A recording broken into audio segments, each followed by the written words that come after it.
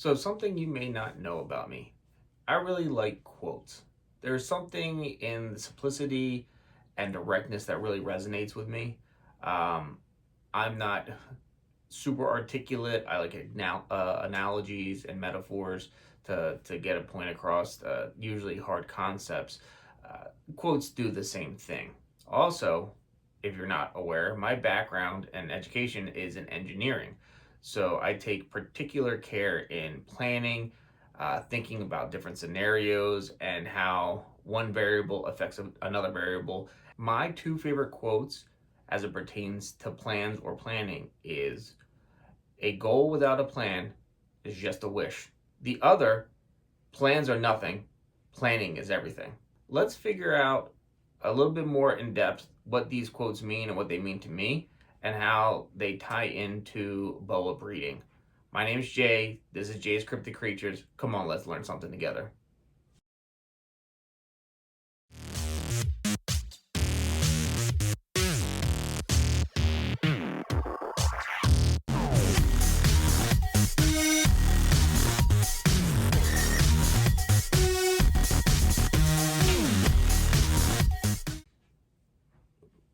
So I thought maybe I'd bring out Lilith, one of my breeding females, to join us in this next part.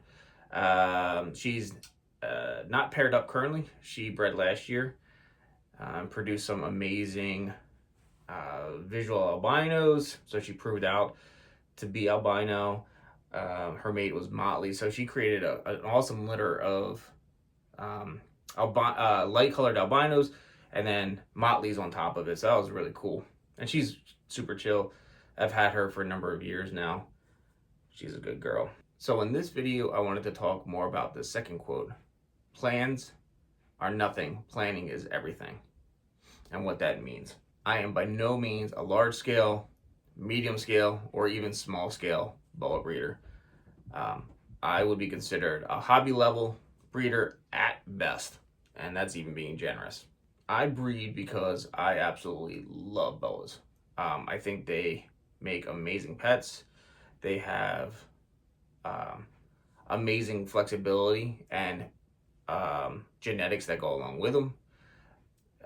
We can change color, we can change pattern. To some extent, we can change size. I think they make, like I said, amazing pets. Great entry level pets too, if done properly with research. And I am just always been fascinated by them. My goal is not to become a millionaire breeding boas. My goal is to produce high quality, beautiful boa constrictors that I would call pet level or maybe entry breeder level boas. So not packed full of genetics, not the super high end stuff. I like to produce snakes that I like to look at. So that includes the darker snakes like Motley's. I like the albinos. Um, I always dreamed of having moon glows, and we'll talk about that in a little bit. Making high quality animals that are affordable for the pet keeper or entry level breeder. So, what does that mean for me, my collection, and breeding? Well, I have quite a combination of genetics that I believe work together, and I can kind of mix and match to get the results that I like. So, currently in my collection, I have some hypomelanistic animals or hypos.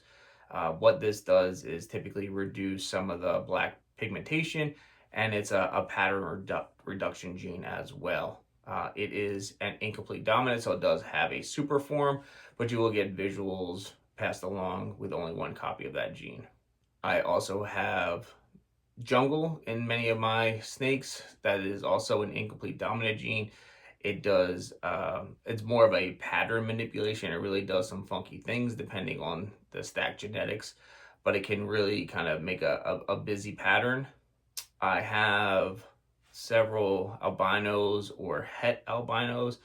Albinism is a simple recessive gene. In my case, I work almost exclusively with the call albino gene, and that is the severe reduction or removal of the melanin. So the blacks will be removed from the snake. You need 2 copies of the albino gene to make it visual, and it, like I said, it's a simple recessive, so your typical Punnett square, it can be utilized to figure out your chances of producing a visually albino animal. As I previously said, I like the darker snakes. I have several animals carrying the motley gene, which is it changes the pattern of the snake as well as the pigmentation. Motleys are typically darker animals, and they create these really nice circular patterns inside of the snake. I also have bloods and het bloods in my collection. The blood gene is a simple recessive gene that really creates a beautiful kind of red, orange, rust color snake. It is also a size manipulation gene. The blood boas are typically quite a bit smaller as adults. Like I said, I have some het bloods and bloods, and these animals came from Jason at Jason's Exotic Reptiles. He produces some amazing high quality bloods. Definitely check him out if you're in the market for that gene. And then finally, I have a big girl that is Aztec. The Aztec gene is an incomplete dominant, beautiful animal. She has bred for me several times and produces stunning animals. She has kind of an orange, reddish background that seems to be passed down to her offspring, and they are quite beautiful. The Aztec gene is typically more seen as pattern manipulation. It can create some funky things, but a beautiful gene, super fun to work with. If you want to dive a little bit more into genetics and what incomplete dominant uh, terminology is, I will leave a link somewhere up here uh, in the video so that you can go check that out. I did a short video discussing kind of entry level genetics. Nothing too over the top, should be pretty easily digestible for most folks. So check that out. And if you have any additional questions, please feel free to reach out. So with these genes, I have an array of things that I can kind of manipulate. So I can create offspring that have lighter colors, such as, hypo or super hypo, kind of pattern manipulation as well, reducing the pattern. Or on the opposite side, I can create snakes that are darker, carrying the motley gene, and really kind of make a really busy pattern, kind of combining the Aztec and the jungle. You can really create some funky things going on there. Couple that with the blood, I can bring that blood gene into the offspring and then kind of create not dwarf but smaller size snakes, kind of maybe more applicable to folks that are getting their first boa and they don't want an overly large snake. So the blood gene can help with that as well. So what are my plans? There are several things that I treat as my mantra, or the list of things that I constantly refer back to as a sanity check, just in case I need a friendly reminder. Maintain my collection breeding group to a level that the quality of the animal's life never diminishes. Frankly, this is a non-negotiable for me. Um, what this means to me is, if my collection or breeding groups get to a size that is causing me stress, or the level of care is going down, such as I'm not keeping up to speed on substrate changes or cleaning defecation or urination, things of that nature, then what that tells me is my collection is too large and I'm out in front over my skis. So I constantly refer back to, are the animals getting the care that is best for them and that I'm able to maintain enjoyment and adequate stress levels as well. Related to the first point, number 2, is I'm able to sell or move the appropriate number of babies that I have been producing. So one of the things that I think Jason talked about in one of his videos, and I echoed in another one and several other videos, is you can't just keep making babies and then not being able to move them or sell them or give them a home appropriately. If you produce 40 animals and only sell 5, you may be able to handle 35 small snakes. But if the next year you produce 30 or 40 more and only sell 5 more, now you have 35 yearlings plus whatever's left.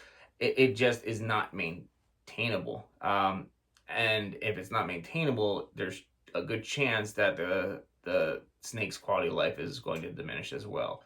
So I want to make sure that I'm producing an adequate level that I can move, but also not have so many that things start to go downhill, like mentioned in point number 1. Point number 3: knowing who your audience is and customer base. As I mentioned before, I'm a hobby level breeder. I am not any sort of big name in the boa breeding world. So if I were to start producing animals that would be valued at $15,000, chances are folks aren't going to come knocking at my door. They don't know who I am. They don't know what my background is, etc. I'm a firm believer that my target audience and market is that pet level or entry level breeder. So my goal is to produce animals and try to keep that under a $2,000 selling point. So inside of that range, there's a lot of really cool genetics, a lot of cool patterns, something that could really fit for everybody. That's my target market, target audience. So as I start producing animals, I constantly refer back to kind of point 1 and point 2. When I get time to sell these things, who are they going to go to, and is that market ready for me or is willing to let me sell into it? Point number 4: am I producing snakes that I like? Like I said, this is a hobby for me. I really like these snakes.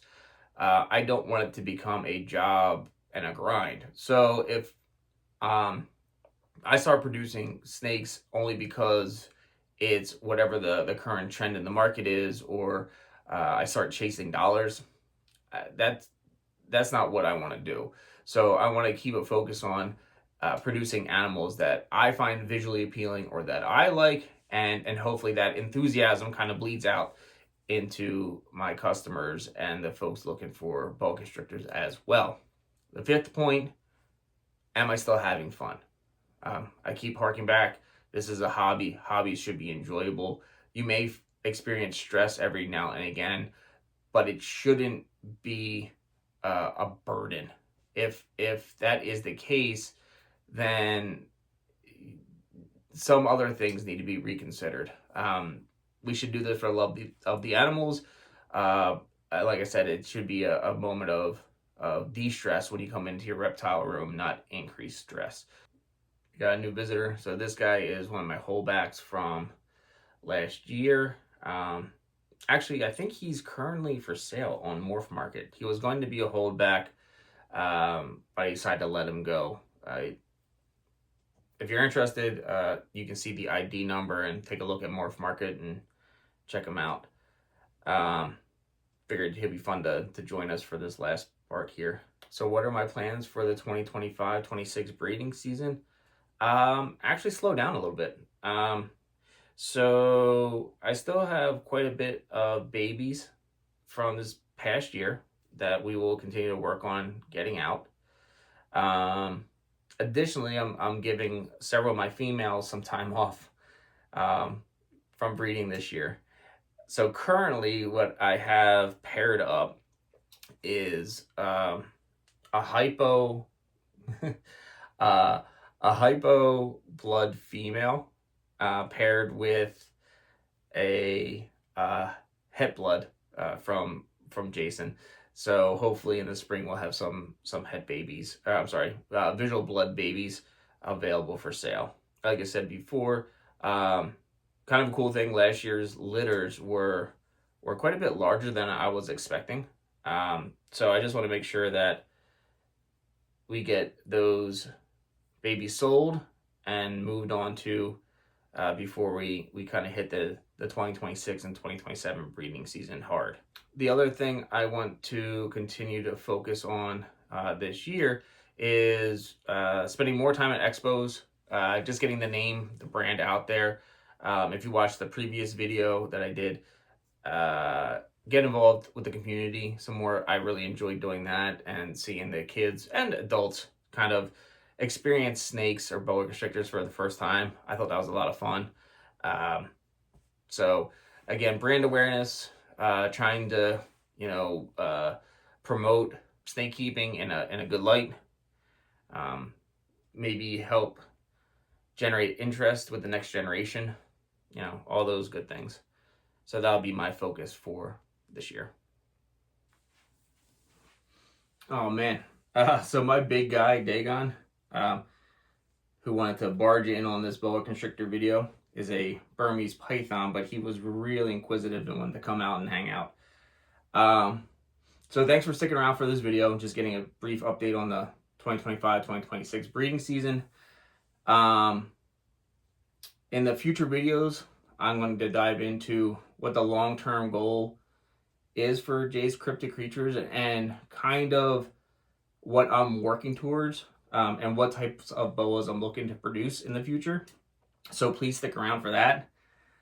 Please like, subscribe, and we can continue learning about burms, boas, tarantulas, and other cryptic creatures together. Until next time. What's up, buddy? Coming here to play? Gonna hang out all day?